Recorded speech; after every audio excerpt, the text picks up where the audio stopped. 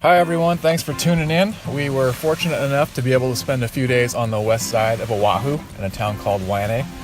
We had zero plans of shooting any video for the channel while we were there, but plans changed a little bit when the rental company gave us a brand new 2019 Ford Ranger. Now, since we didn't have any plans to shoot video, we had really no video equipment with us other than our phones. Grady and I tried to shoot a quick intro video, but the audio was pretty much unusable, and on top of that, the cat that lives at the Airbnb we stayed at was not cooperating. Alright, so let's get right to the truck. The thing that impressed me the most about this thing, the 2.3 liter EcoBoost motor that Ford has decided to put in the Ranger. I didn't know much about the Ranger before I drove it. I just assumed that the motor that Ford put in it was a naturally aspirated V6 similar to other trucks in this class. So I have to admit the cab on this thing is quite a bit more spacious than it looks on the outside. The ride height was a little challenging for a 6-year-old, but Grady figured it out after a day or two. It was also a little challenging for my 5'1" wife, who wished that the driver's side A-pillar had some sort of grab handle like the passenger side.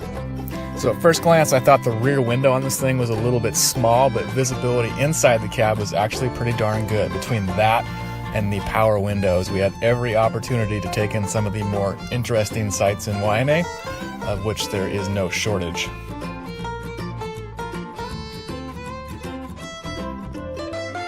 So we put about 300 miles on the truck while we were there. We also took an opportunity to drive to the Oahu location of Maui Off Road, check out the shop, and talk to the guys for a few minutes.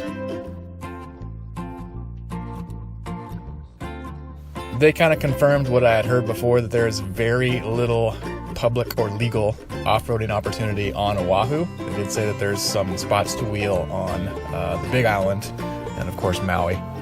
So the truck rides pretty nice. We tried to test out the suspension in a couple spots whenever we could find a decent speed bump. It's a leaf-sprung rear and front IFS, again similar to most of the other trucks in this class.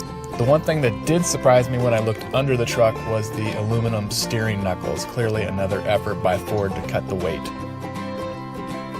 So would I buy the Ranger over other trucks in the class like the Tacoma or the Colorado? Or maybe even the new Nissan Frontier due out next year? I won't say since I haven't driven any of those, but if you're in the market, I would definitely give the Ranger a test drive.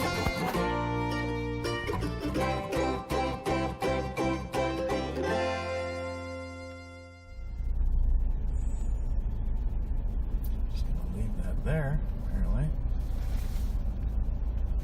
Oh, it's a glass bottle. There's a bag. There was turds. What? Yes, it was a bag full of turds. Are you for reals? What? Let me see that bag full of turds.